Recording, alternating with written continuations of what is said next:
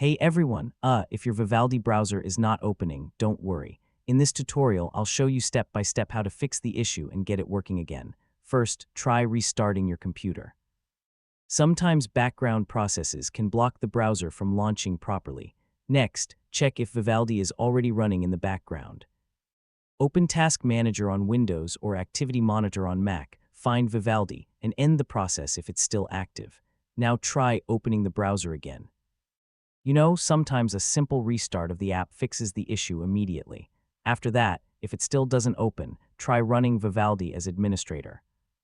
Right-click the shortcut and select Run as administrator. So, if the problem continues, check your antivirus or firewall settings. Sometimes security software can block Vivaldi from launching. Next, you can try reinstalling Vivaldi. Uninstall it completely, download the latest version from the official website, and install it again. Finally, restart your system one more time and open Vivaldi to confirm it's working properly. And that's it. Yeah, these steps fix most cases where Vivaldi browser won't open. Thanks for watching, and I'll see you in the next tutorial.